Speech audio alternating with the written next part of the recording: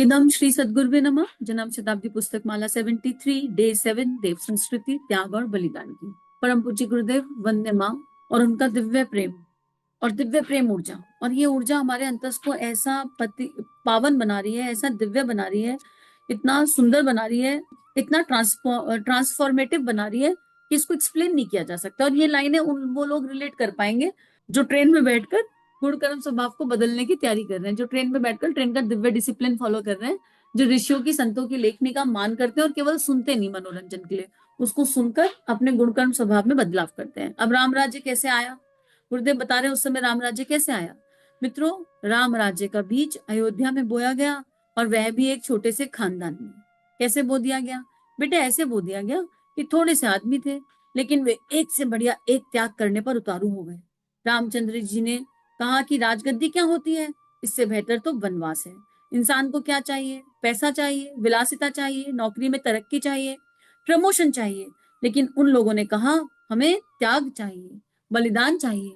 त्याग और बलिदान से आदमी महामानव बनता है, महापुरुष बनता है, तपस्वी बनता है, ऐतिहासिक पुरुष बनता है।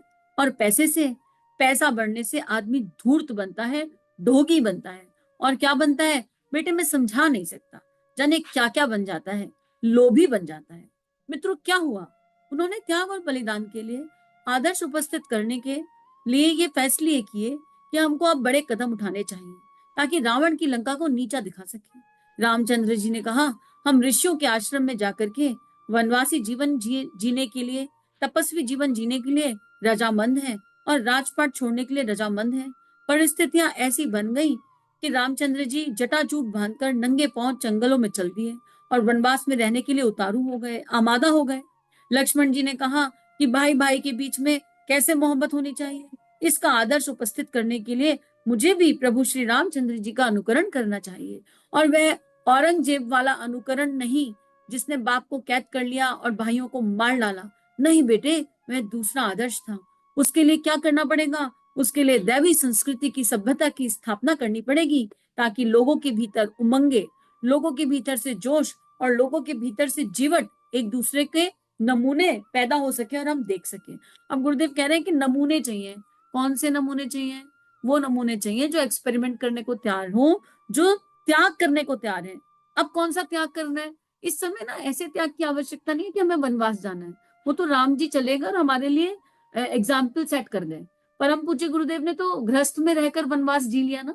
अपने गुरुदेव का जीवन देख लीजिए, कहीं गए क्या? बीच में दादा गुरुदेव ने कहा तो हम लोगों के लिए हिमालय की यात्रा कराए, नहीं तो वो तो सूक्ष्म पे रोज हिमालय में रहते थे। लेकिन इस समय ऐसे वनवास की आवश्यकता है। इस समय कौन से त्याग की आवश्यकता है? इस समय असुर और देवता भीतर बैठे हैं। हमें आवश्यकता है संयम की। हमें, राम का अर्थ ही संयम होता है। हमें त्यागना है। किसको त्यागना है? कड़वी जबान को त्यागना है। अगर गाली देने के संस्कार है तो उसको त्यागना है। अपनी जीवा को श्रेष्ठ वाणी देनी है। हमें क्या करना है? हमें नेत्रों को श्रेष्ठ दिखाना है।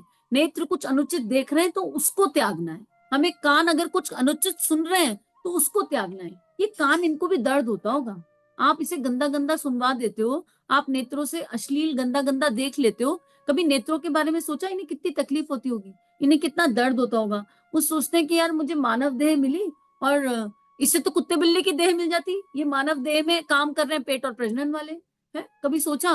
तो इन नेत्रों का सौभाग्य भी जगा दे, इन कानों का सौभाग्य भी जगा दे, इस जीवा का सौभाग्य भी जगा दे।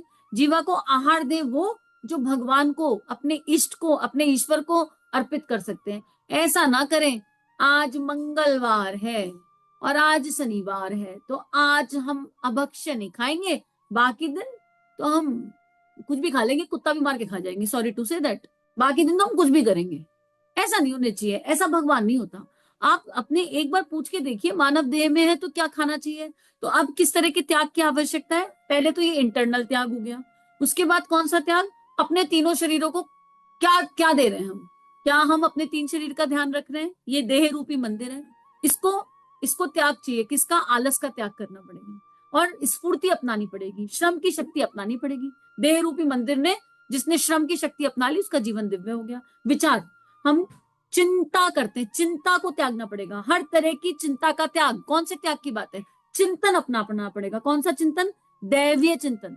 कौन सा चिंतन? जो उत्कृष्ट चिंतन, कौन सा चिंतन? जो हमें राम बना दे, जो हमें कृष्ण बना दे, जो हमें ग्वाल बाल बना दे, रीछ वारन बना दे, हनुमान बना दे, भरत बना दे, लक्ष्मण बना दे। एक दिव्य चिंतन, या जिनको हम फॉलो करते हैं, जो भी हमारे आइडल्स हैं, उनमें जिन्होंने देश को कुछ कंट्रीब्यूट किया, जिन्होंने देश के लिए कुछ किया, जैसे एपीजे अब्दुल कलाम, ऐसा कुछ बना दे, विवेकानंद बना दे, ऐसे चिंतन की। और भावनाएं कैसी?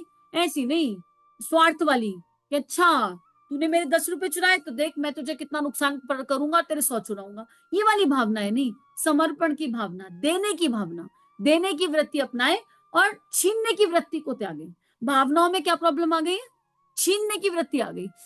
किसी का नाम छीन लो, किसी का रुपया छीन लो, किसी का किसी का घर बार छीन लो। भाई भाई आपस में लड़ रहे हैं, प्रॉपर्टी के लिए लड़ रहे हैं, पता नहीं क्यों लड़ रहे हैं। बहनें आपस में लड़ाई कर रही हैं, माँ बहन को, मतलब हम क्या कर रहे हैं? अगर हमारे घर में एक नंद है तो हम उसको कुछ दिल से देना नहीं चाह रहे। आजकल हम बहन बेटियों को देना नहीं चाहते दिल से।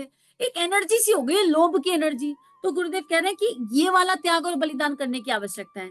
जिसने गृहस्थ में रहकर ये सारे त्याग और बलिदान मुस्कुराते हुए कर दिए, अभी रोते रोते नहीं करने कि सुन के कहें लो हम तो ये सारे बलिदान कर ही रहे हैं लेकिन अंदर अंदर रो रहे हैं। हाँ, इनके आसपास वाले लोगों के चक्कर में हमारे तो जीवन ही नर्क हो गया और हमारे को तो कोई सुख सुविधा मिली नहीं। ऐसा वाला जिसमें सुख सुविधा की इच्छा ही खत्म हो जाती है। अभी हमको अगर आज भी हमको अगर पैसा चाहिए, विलासिता चाहिए, नौकरी चाहिए, प्रमोशन चाहिए, तो हम त्याग नहीं कर सकते क्योंकि हमें चाहिए चाहिए चाहिए। चाहने चाहिए कि चाह त्याग दें, हमें कुछ चाहिए, इस चाह को त्याग दीजिए, सारी प्रॉब्लम सॉल्व हो जाएगी जीवन की। अब पैसा क्या करता है? पैसा लोभ बढ़ाता है, धूर्त और ढोंगी बनाता है। इसका मतलब गुरुदेव पैसे की एनर्जी का अपमान नहीं कर रहे हैं, पर पैसा और लोभ एक एनर्जी है। गुरुदेव श्री की एनर्जी को, महालक्ष्मी माँ सीता है, जहां सीता होंगी वहां कोई दिक्कत हो सकती है, जहां राधा होंगी वहां कोई दिक्कत हो सकती है, जहां दुर्गा हो, महालक्ष्मी हो, वहां कोई दिक्कत हो सकती है। पर हमने भारतीय संस्कृति का अपहरण कर लिया। हमने पैसा आया, पैसे को पावर मान लिया। आजकल जिसके पास पैसा ज्यादा उसकी पावर ज्यादा, उसकी वेटेज ज्यादा। लेकिन हम याद किसे करते हैं? जिन्होंने सारा पैसा त्याग दिया। हम विवेकानंद को याद करते हैं, कौन सा पैसा था उनके पास? जो अमर हो गए वो कौन थे? भगत सिंह थे, उनको याद करते हैं, कौन सा पैसा था उनके पास? आप बताइए। गुरुदेव को याद करते हैं, कौन सा पैसा था उनके पास? तो गुरुदेव कह रहे हैं वृत्ति को त्यागो, संग्रह की वृत्ति को त्यागो, पैसे के प्रति जो संकीर्णता आ गई उसको त्यागो, देने का भाव रखो और श्री की एनर्जी पर शिफ्ट करो। आप जब पिछले स्वाध्याय लगातार सुनेंगे, आप जब 10-20 ऑडियो सुन लेंगे तो आपको श्री भाव क्या होता है ये अच्छे से समझ में आ जाएगा। आज श्री भाव पे बात नहीं कर रहे, आप तो राम राज्य पे बात कर रहे हैं। तो अब हमें समझ में आ गया कि हमें राम राज्य करना है, राम राज्य बनाना है, तो अपने भीतर ही अयोध्या बसी और कौन कौन सी वृत्तियों को अपनाना है। उसके बाद दूसरे गुरुदेव कह रहे हैं कि ना नंगे पैर चलना, इतना शॉर्ट कर दिया हमारे लिए कलयुग में, ना आप नंगे पैर चलना, ना कंदमूल फल खाकर जीना, है ना, है ना। एक मध्यम मार्ग। अब हमको चुनना है कि हमारा आइडल कौन है। हमें भरत जैसा जीवन जीना है, समर्पित जीवन जीना है, शत्रुघ्न बनना है कि राम बनना है कि सीता बनना है। हमको आइडेंटिफाई करना है कि हमें क्या सूट करता है, और जीवन ऐसा जो युग धर्म को कंट्रीब्यूट करे, जीवन ऐसा हो जो स्वार्थ से परमार्थ की ओर ले जाए, जीवन ऐसा हो जो दैव्यता की ओर ले जाए, और भीतर सबसे इंपॉर्टेंट, भीतर आत्मिक सुकून और शांति दे। अब गुरुदेव कह रहे हैं कि लक्ष्मण जी ने क्या कहा? लक्ष्मण जी ने कहा सिद्धांतों के लिए भाई को भाई के लिए क्या करना चाहिए और सुखों की अपेक्षा दुखों का वर्ण कैसे करना चाहिए। और आज क्या कह रहे हैं हम?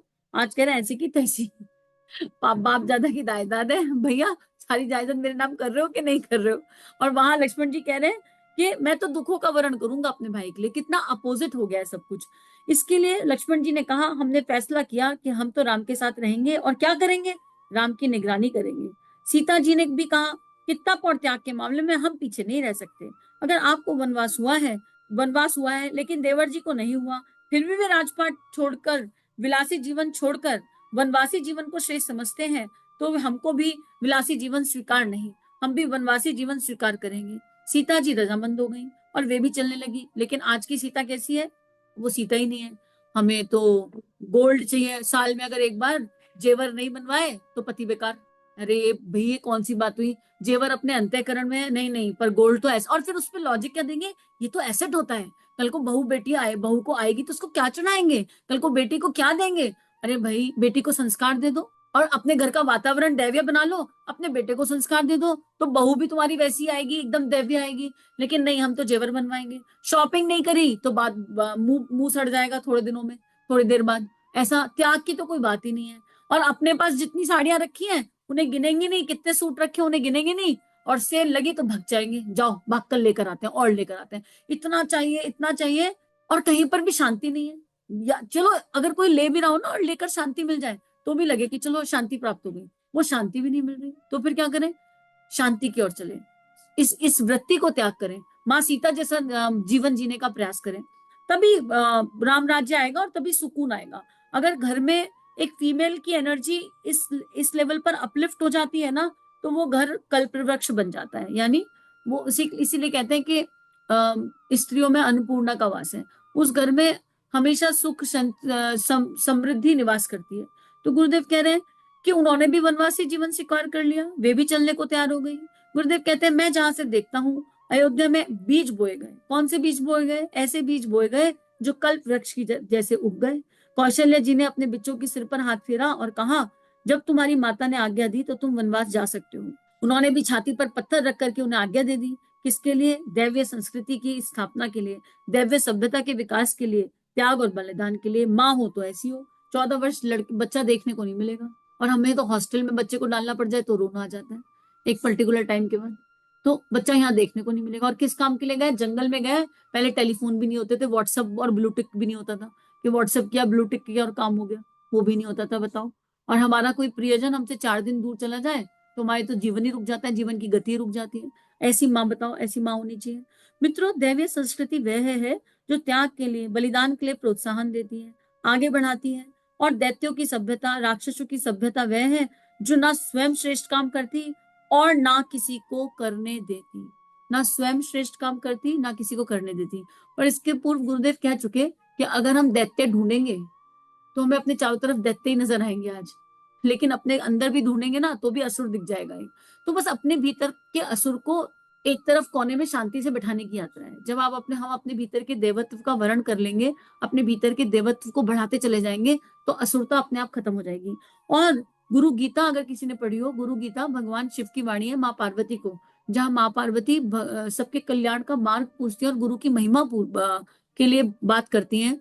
तो भगवान शिव ये कहते हैं कि अगर किसी घर में एक गुरु भक्त हो जाता है, एक गायत्री साधक गुरु भक्त हो जाता है, तो उसकी 7 पीढ़ियां तर जाती हैं।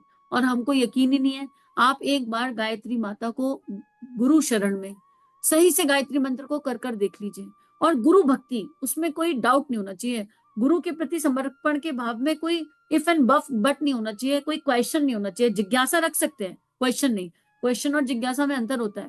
प्रश्न तार्किक वृत्ति से आते हैं, प्रश्नों का उत्तर ना मिले तो हम उलझने लगते हैं, हमारा दिमाग खराब होने लगता है, अरे कब आएगा उत्तर, कब आएगा उत्तर, और हमारा किसी चीज में मन नहीं लगता। और जिज्ञासा जैसे अर्जुन ने रखी, सारी जिज्ञासाएं थी तो श्रीमद जिज्ञासा गीता जी को प्रकट कर देती है, श्रीमद भगवत गीता प्रकट हो जाती है। जिज्ञासाएं रखने के बाद हम चिंतन नहीं करते, जब वो मन में आ गई, आपके चरणों में रख दी, उत्तर मिला तो ठीक, नहीं मिला तो ठीक। तो आइए हम भी देव संस्कृति की ओर चलें, और अब हमें त्याग की संस्कृति को अपनाना है, बलिदान की संस्कृति को अपनाना है, बिना बिना हिमालय जाए, बिना कहीं जाए, घर बैठे बैठे हो जाएगा काम। बस गुरुदेव ने जो विचारधारा दी उसके जिए। और भरत जो है ना, इसको सिद्ध भी कर गए अपने जीवन से। भरत का जीवन देख लीजिए, वो किसी वनवास में नहीं गए, पर उन्होंने घर रहकर अपनी आवश्यकताएं कम करी और परिस्थितियों से तालमेल बिठाया। कौन सी परिस्थितियों से? मन की परिस्थितियों, मनस्थिति से तालमेल बिठाया। तो इसलिए अब आज हमने भी नए नए संकल्प ले लिए कि हम अपने घर में रहकर किस तरह इस दैवीय जीवन को जिएंगे। हमारे मन में संकल्प उठ गए, छोटे छोटे स्टेप है, छोटे छोटे संकल्प उठाइए, कोई बड़ा संकल्प उठाने की जरूरत नहीं है। आप देख लीजिए कौन से संयम की आवश्यकता है, विचार संयम, भावना का संयम, अर्थ संयम, समय संयम, किस चीज की आवश्यकता है, कौन से त्याग की आवश्यकता है, 3 शरीरों को किस तरह का भोजन देने की आवश्यकता है। और सभी लोग अपना ध्यान रखिए। इन भावनाओं को विश्वव्यापी बनाने के लिए आप सभी को कोटि कोटि नमन वंदन। चलिए समाज में कुछ अच्छा बांटे। अगर ये भावनाएं आपके अंतःकरण को स्पर्श कर रही हैं, आपको अच्छी लग रही हैं और आपके जीवन में परिवर्तन आ रहा है, तो इस परिवर्तन को विश्वव्यापी बनाते हैं। संतों की और ऋषियों की इस लेखनी को सब जगह फैलाते हैं। चैनल को लाइक कीजिए, सब्सक्राइब कीजिए और ज्यादा से ज्यादा साझा कीजिए। जय हिंद, जय भारत।